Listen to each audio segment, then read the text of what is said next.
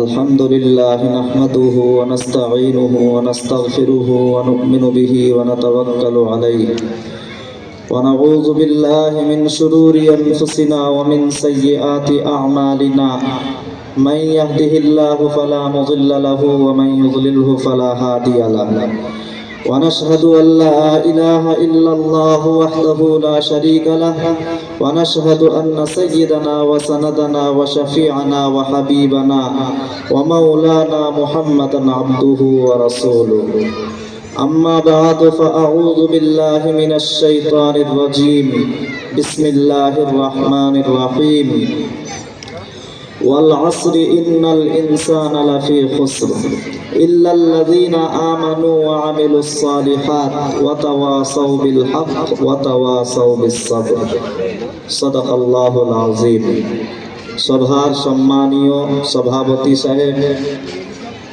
উপস্থিত ওলামায়ে কেরাম ও আমার দূর দূরান্ত থেকে আগত দিন দরদি, ইসলাম দরদি, নবী প্রেমিক আল্লাহ ওয়ালা ভাইরা,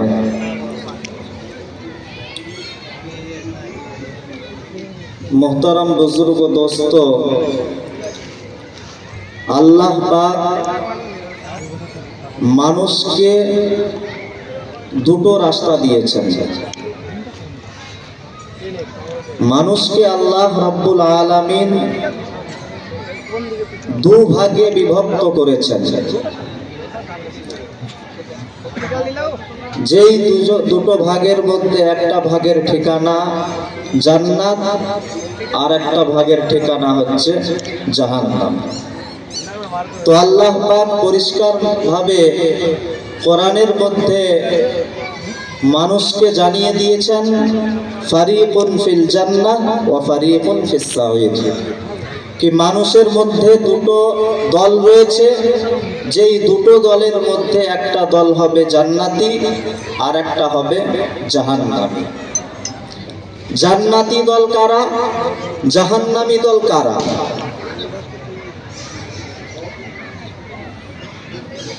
জান্নাতি দল হচ্ছে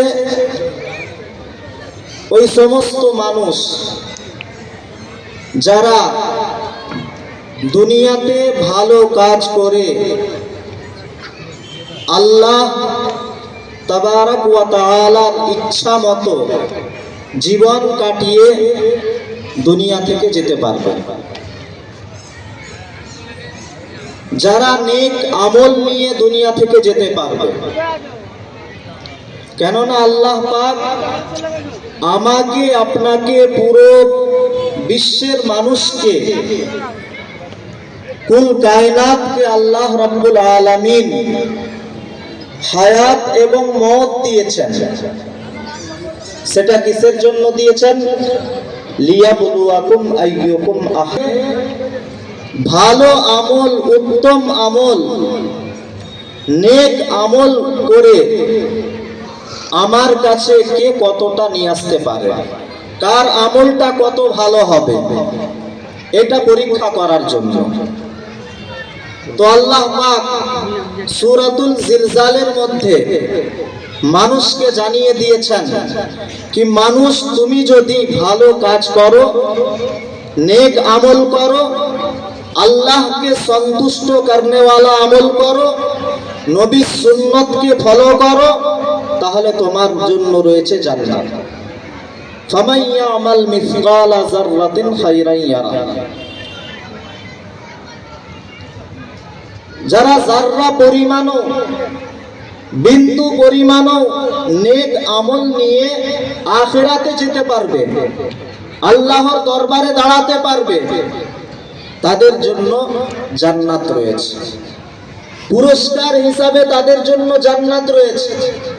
আর যারা বদ আমল নিয়ে ঈমান হারা হয়ে যারা দুনিয়া ছেড়ে যাবে, দুনিয়া থেকে বিদায় নেবে, তাদের জন্য তিরস্কার হিসাবে রয়েছে জাহান্নাম। তো ভাই সকল, আমাকে আপনাকে আল্লাহ রাব্বুল আলামিন বহুত মূল্যবান সময় দিয়েছেন। জীবন দিয়েছেন, সেই জীবনকে ভালো কাজে ব্যবহার করা, নেক কাজে ব্যবহার করা।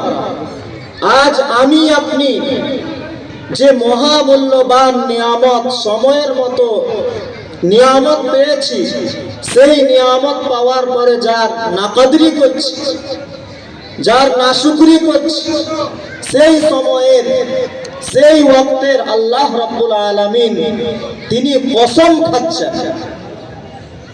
আমি আপনাদের সামনে একটা কোরআন কারিমে ছোট্ট রকম সূরা তিলাওয়াত করেছি,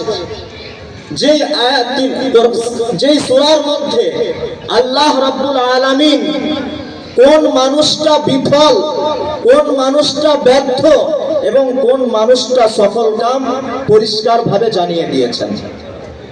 কি যাদের মধ্যে চারটা গুণ পাওয়া যাবে, চারটা সিফাত পাওয়া যাবে, তারা হবে সফল কাম, তারা হবে কামিয়াব, তারা হবে জান্নাতি।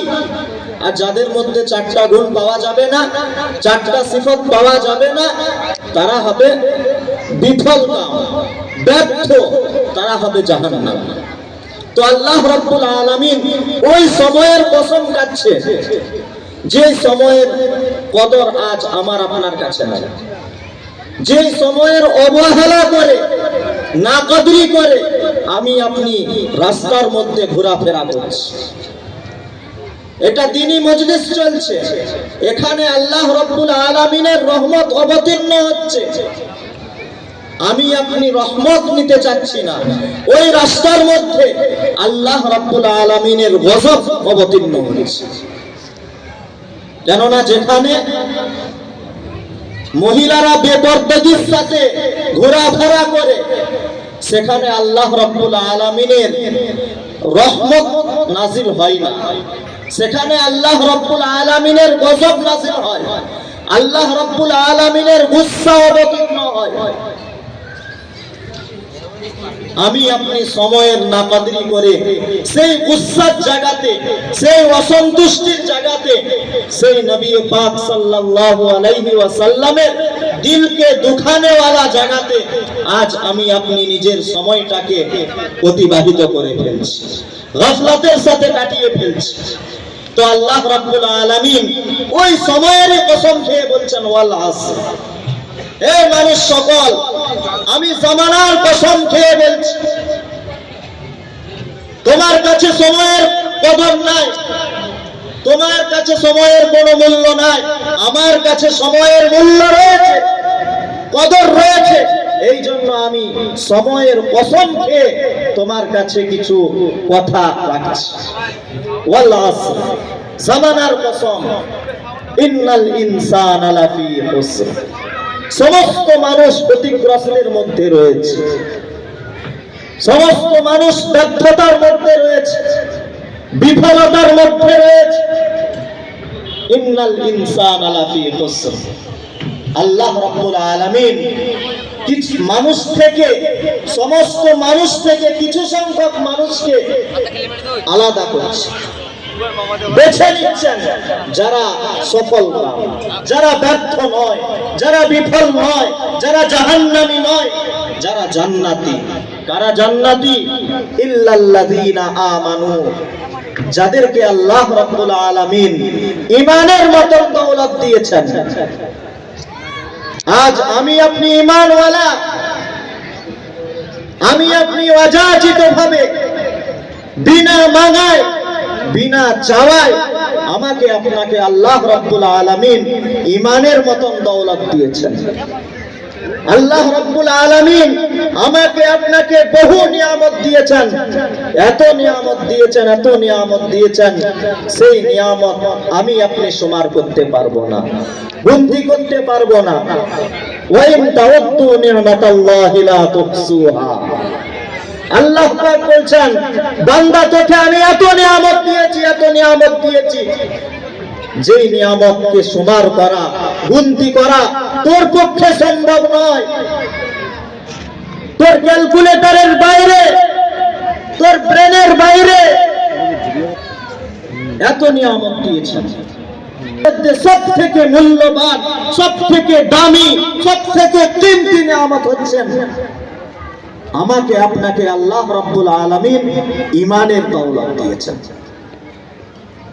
আর যারা ঈমানের দৌলত পেয়েছে তারা হচ্ছে জান্নাতি।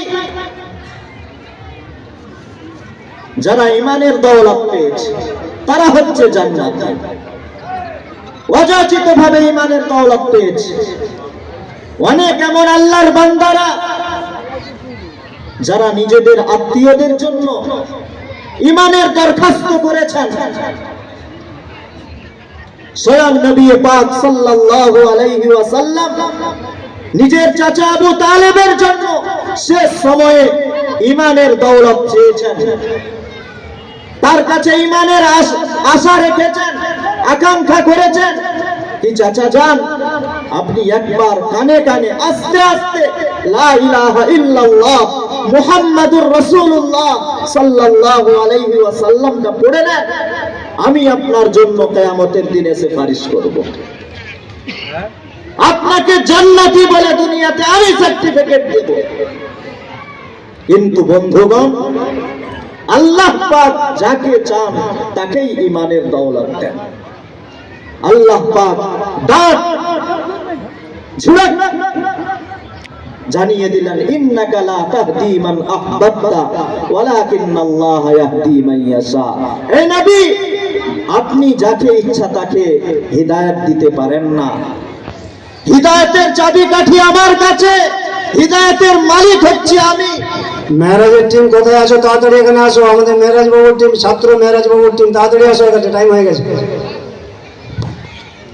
আপনি যাকে ইচ্ছা তাকে হিদায়াত দিতে পারেন না। যার কিসমতে, যার ভাগ্যে, যার তকদিরে ঈমান আছে তাকেই আমি হিদায়াত দেব। তো বন্ধুগণ, আমাকে আপনাকে আল্লাহ রাব্বুল আলামিন জান্নাতি বলে ঘোষণা করেছেন। কেননা আমাকে আপনাকে আল্লাহ রাব্বুল আলামিন ঈমানের দৌলত দিয়েছেন। এই ঈমানের দৌলত পাওয়ার কারণে আজ আমি আপনি ক্ষতিগ্রস্ত থেকে, নুকসান থেকে আমি আপনি বেঁচে গেছি। ইল্লাল্লাযীনা আমানু ওয়া আমিলুস সালিহাত। সেই ঈমানকে বাঁচাতে হলে, যে ঈমান অযাচিত ভাবে পেয়েছি, সেই ঈমানকে বাঁচাতে হলে আমাকে আপনাকে নেক কাজ করতে হবে, ভালো কাজ করতে হবে। অযথা সময় রাস্তার মধ্যে ঘোরাফেরা করে অযথা সময়ের নাকদরি করা চলবে না। দ্বীনি মজলিস আমার আপনার কর্তব্য। দূর দূরান্ত থেকে আমি এসেছি এই জলসার উদ্দেশ্যে, কিন্তু আমি করছি কি? আজ আমি ফাহিশা, উলঙ্গ নারীদের পিছনে নিজেদের সময়গুলিকে অপচয় করছি। এই জন্য যে সমস্ত ভাইয়েরা যিনারা রাস্তার মধ্যে ঘোরাফেরা করছেন, তাদের কাছে আবেদন করব, অনুরোধ করব, আপনারা এই ঈদগাহের ময়দানে আসেন। দ্বীনি মজলিস আল্লাহর রহমতের ছায়াতলে আশ্রয় নেন।